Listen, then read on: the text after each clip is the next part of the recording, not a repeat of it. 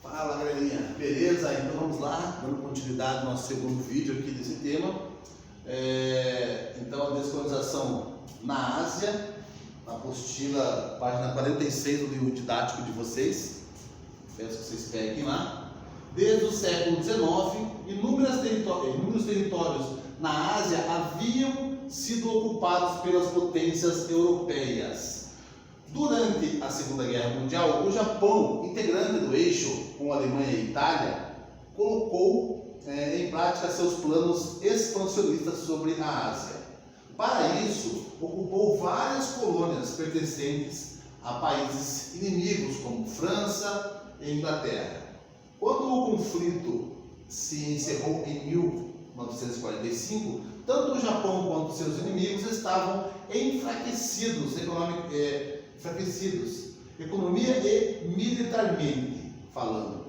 Assim, as colônias aproveitaram o momento para iniciar a onda de descolonização do continente, que se estendeu por cerca de 10 anos. Então, claro que esses colonizadores estavam enfraquecidos após a guerra, então foi o momento que eles tiveram, agora é a nossa chance, né? Nós não estamos participando dessa guerra, efetivamente falando, e nossos colonizadores, as metrópoles, assim por dizer, estão enfraquecidas, né? Tanto no exército, quanto financeiramente falando, até politicamente falando. Então eles acharam o momento ideal para começar essas independências, essas descolonização também. Vamos lá. Então nós temos ali a Índia, né? Na página 47. Página 47. A Índia era cobiçada por vários reinos europeus durante a Idade Moderna.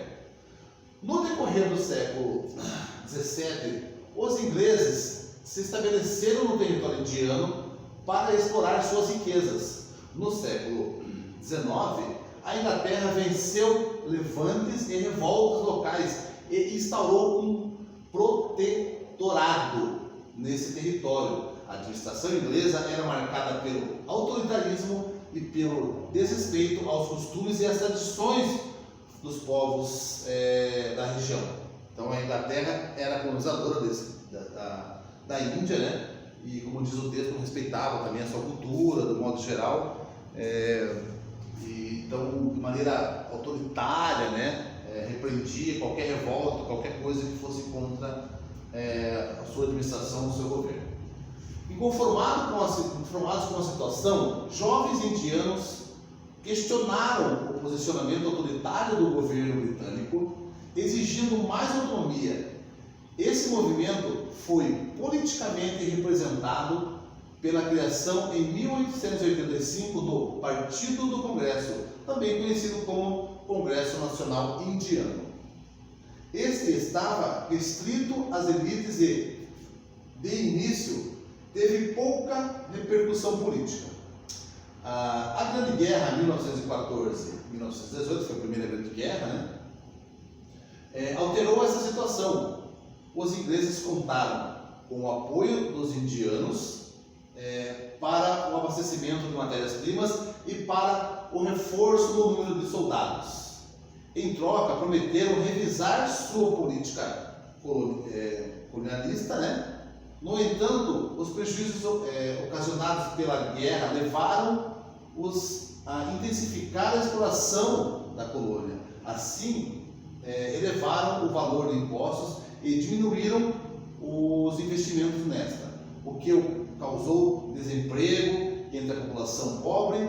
Esse fato fez com que a luta pela independência se espalhasse entre as classes mais baixas, fortalecendo o movimento. Então, claro, na Primeira Grande Guerra, eles, aliados, né, a Inglaterra, ajudaram, deu suporte, com a promessa de que as coisas iam melhorar com relação à colônia.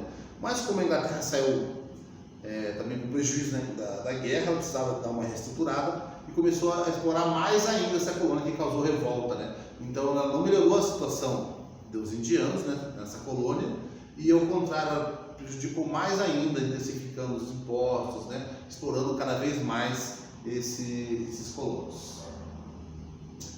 De fato, os britânicos queriam garantir certa autonomia à Índia, mas sem perder o controle sobre o território. O partido do Congresso lutava para firmar um acordo com os ingleses. Mohandas Gandhi, né, também conhecido como Grande Alma, tinha uma opinião diferente e queria a completa independência da Índia. Então aqui o Gandhi foi sempre um grande líder, né? Até para quem vai dar a resposta no primeiro vídeo, vai falar sobre ele também, né? Daquela imagem do primeiro vídeo. Eu já estou falando a resposta, a parte da resposta do primeiro vídeo. Com diversos jovens de famílias indianas abastadas, Gandhi havia estudado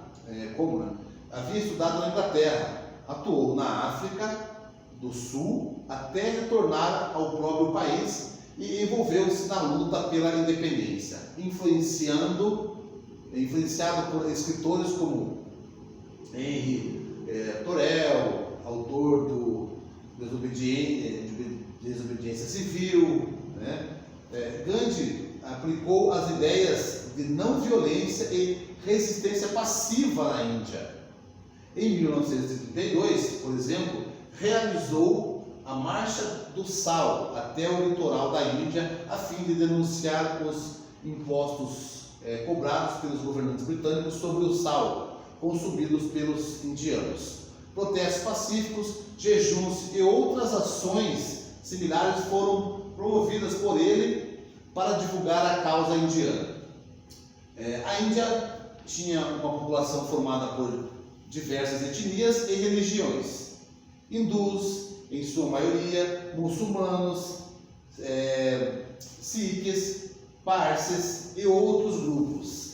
Se Gandhi queria uma Índia unida, Muhammad Ali, líder muçulmano, desejava a separação dos hindus e a formação de um país próprio, o Paquistão. Vamos ver aqui embaixo, mais um pouquinho.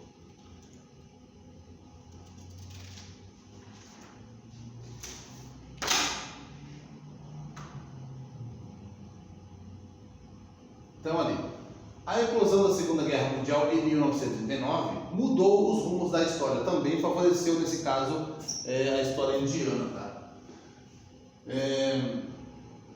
Agora favorável aos indianos, ao fim do conflito, os enfraquecidos ingleses finalmente cederam e aprovaram em 5 de julho de 1947 a independência da Índia, de maioria hindu, governada pelo Partido do Congresso, representado